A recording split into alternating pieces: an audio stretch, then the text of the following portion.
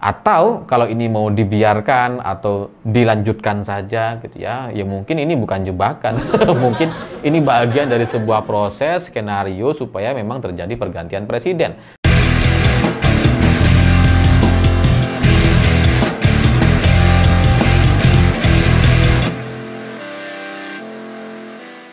Selamat malam semuanya. Hari ini Pak SBY memberikan satu pernyataan yang sangat keras sekali terkait RUU TNI. Karena kalau nantinya prajurit TNI bisa menjadi pejabat di 16 kementerian dan lembaga, ini nampaknya emang udah bagian dari membangkitkan lagi dui fungsi TNI atau kita kembali kepada masa lalu atau zaman Orde Baru.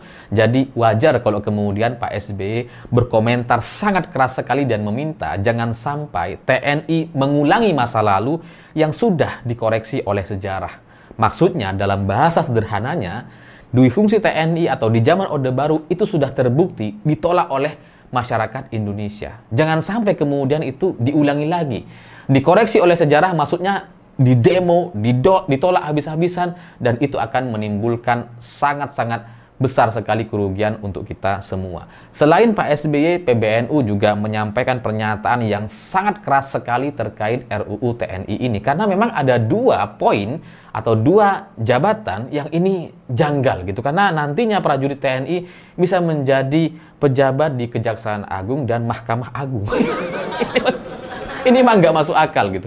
Dan PBNU menyampaikan bahwa ini bukan tempatnya lah gitu ya. Karena di Kejaksaan Agung atau di Mahkamah Agung ini membutuhkan kompetensi orang-orang yang paham soal hukum, dan nampaknya TNI tidak dididik atau tidak diarahkan atau bukan spesialisnya berada di bidang hukum yang seperti itu. Jadi kalau ada prajurit TNI masuk menjadi pejabat di Kejaksaan Agung atau di Mahkamah Agung, itu bertentangan dengan semangat reformasi di tahun 98 gitu. Karena ya nggak sesuai, karena kemudian juga tidak pas atau tidak punya kompetensi untuk berada di sana. Jadi selain Pak SBY dan PBNU, banyak juga orang-orang yang memprotes terkait RUU TNI ini. Dan situasi protes atau penolakan yang terjadi hari ini sampai kemudian terjadi penggerbekan gitu ya terhadap rapat DPR di Hotel Tengah Malam kemarin, itu menjadi sebuah tanda atau alarm bagi kita semua bahwa nampaknya situasi di negara kita itu sedang tidak baik-baik saja. Karena begini,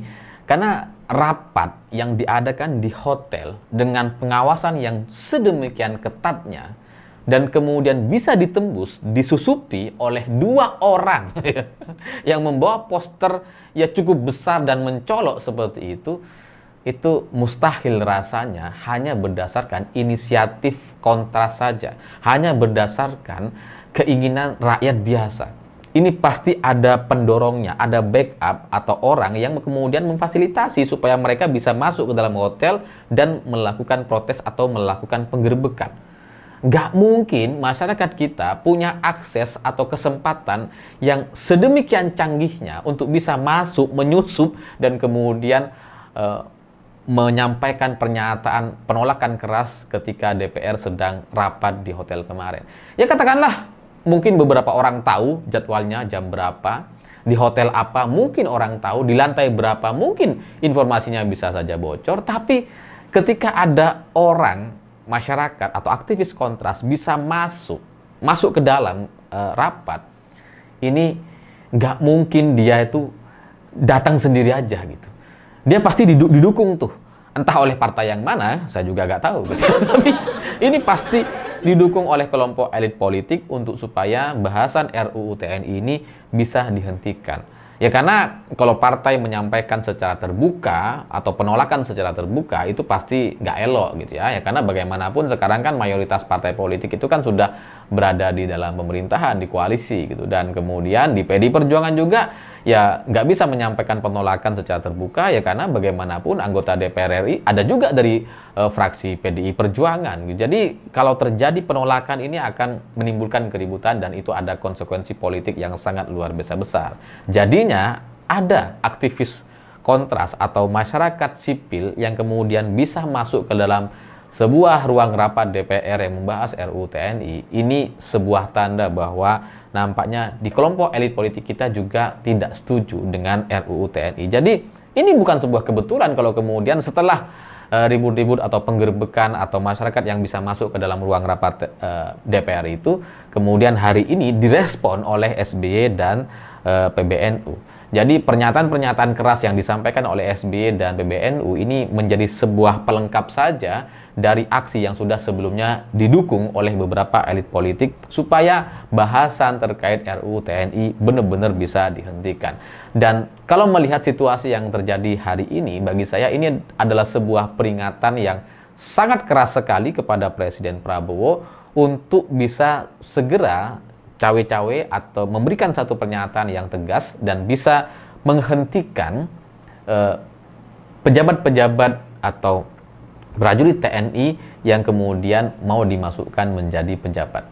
Sebaiknya ini harus segera dihentikan supaya ya kita semua jadi selamat dan normal gitu. Karena inilah waktunya bagi Presiden Prabowo untuk menyelamatkan negara kita dari kekacauan. Karena kalau melihat dari situasinya hari ini dengan bahasan RUU TNI yang kemudian bisa digerebek seperti itu, menurut pernyataan Pak SBY dan PBNU, ini sudah cukup sekali untuk menjadi sebagai sebuah peringatan yang keras. Karena tidak hanya pernyataan-pernyataan dari SBY dan PBNU atau penggerbekan yang terjadi, tapi situasi yang lain, faktor-faktornya hari ini itu mendukung sekali untuk menuju kerusuhan atau kekacauan di Indonesia. Karena faktor-faktor pendukungnya itu ada banyak sekali. Misalkan Danantara ketika diluncurkan ternyata nggak dipercaya. Itu janggal sekali untuk Presiden Prabowo atau pemerintah yang mendapatkan elektabilitas dengan sangat luar biasa, kemenangannya sangat fenomenal di tahun 2024 dan kepuasan masyarakat katanya mencapai 81%, tapi kemudian Danantara direspon sangat negatif sekali. Itu nggak masuk akal gitu. Dan kemudian IHSG juga sekarang lagi hancur-hancurnya, daya beli masyarakat juga sedang turun, pendapatan pajak juga turun, ya ini sejalan gitu ya karena daya beli masyarakat turun, pajaknya juga turun, dan kemudian terjadi PHK massal puluhan ribu orang di bulan Ramadan ini. Jadi semua faktor-faktor yang terjadi hari ini dalam sebulan terakhir dan kemudian muncul bahasan RUU TNI yang ditolak oleh banyak orang sampai digerebek, sampai muncul pernyataan dari SBY dan PBNU. Belum lagi masalah soal korupsi Pertamina yang sangat memuakkan, korupsi Mas Antam yang katanya ada kasus di sana gitu ya. Jadi semua masalah-masalah ini terjadi secara bersamaan dan itu sangat-sangat mengkhawatirkan. Karena RUU TNI bisa saja kemudian jadi sebuah momentum penolakan keras yang kemudian nanti ujungnya berakhir kepada kekacauan. RUU TNI hari ini yang sudah ditolak oleh banyak orang, yang sudah diingatkan oleh SBY, yang sudah ditolak keras oleh PBNU, itu dengan situasi ekonomi yang seperti sekarang, dengan masalah-masalah sosial yang terjadi di masyarakat, itu bisa mendorong negara kita kembali kepada situasi seperti tahun 98. Dan itu juga sudah diingatkan oleh Pak SBY bahwa kita sudah pernah dikoreksi oleh sejarah. Dan kalau itu yang terjadi, maka yang paling rugi adalah Presiden Prabowo. Makanya saya bilang, inilah saatnya Presiden Prabowo turun tangan untuk menyelamatkan kita semua, menyelamatkan negara ini agar tidak terulang cerita di tahun 98. Karena kalau ini dibiarkan, RUU TNI kemudian terus dilanjutkan, Teddy kemudian tetap naik pangkat atau bahkan nanti jadi jenderal gitu ya, menjadi seskap sekaligus jenderal, ini akan sangat-sangat memuakkan dan nampaknya itu akan menjadi sebuah bom waktu di kalangan masyarakat kita untuk menyampaikan protes yang sangat keras sekali di beberapa bulan yang akan datang. Dan ini kalau dibiarkan, kalau ini terus dilanjutkan, saya kok melihat bahwa ini jadi seperti sebuah jebakan bagi Presiden Prabowo Subianto gitu. Karena ini benar-benar adalah sebuah jebakan politik. Kalau RUU TNI ini disahkan dan kemudian menimbulkan kekacauan atau kerusuhan atau kembali terjadi demonstrasi besar-besaran seperti tahun 98. Itu jelas adalah sebuah jebakan bagi Presiden Prabowo. Karena kalau terjadi kerusuhan, terjadi pelengseran, atau terjadi situasi di mana Presiden kemudian mengundurkan diri seperti Pak Soeharto dulu, maka otomatis yang akan menggantikan adalah wakilnya. Gibran.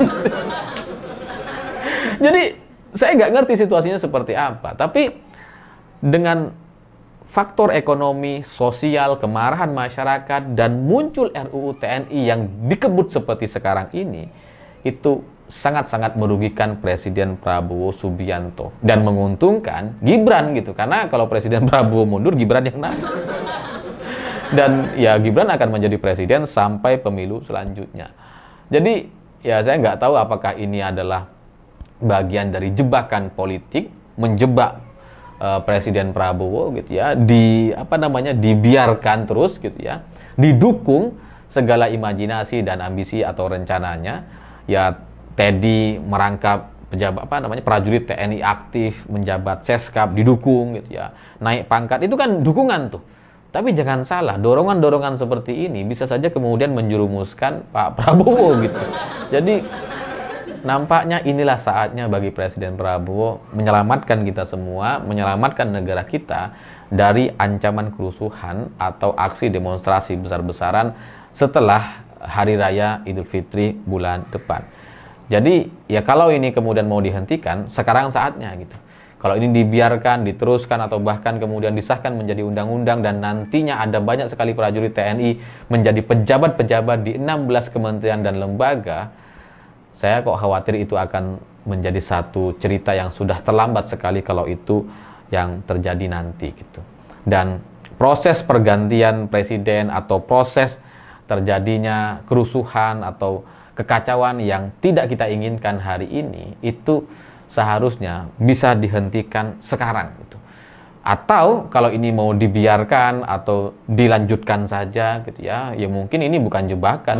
Mungkin ini bagian dari sebuah proses skenario supaya memang terjadi pergantian presiden, supaya memang Presiden Prabowo selesai 2 tahun dan kemudian diganti oleh Gibran selanjutnya sampai tahun 2029. Saya nggak tahu ini situasi yang mana. Apakah ini jebakan untuk menghancurkan Presiden Prabowo, atau ini bagian dari skenario yang sama-sama diketahui supaya Gibran bisa menjadi presiden. Saya nggak ngerti gitu. Tapi situasinya sudah sangat mengkhawatirkan dengan faktor-faktor pendukung tadi. Jangan sampai kemudian RUU TNI menjadi pemicu terjadinya kekacauan di negeri ini. Karena situasi di luar negeri sedang tidak baik-baik saja, ekonomi masyarakat sedang tertekan, daya beli masyarakat sedang turun. Jadi jangan sampai kita kemudian diperparah dengan situasi politik yang memberatkan seperti ini. Saya pikir itu. Terima kasih sudah menonton. Begitulah kura-kura.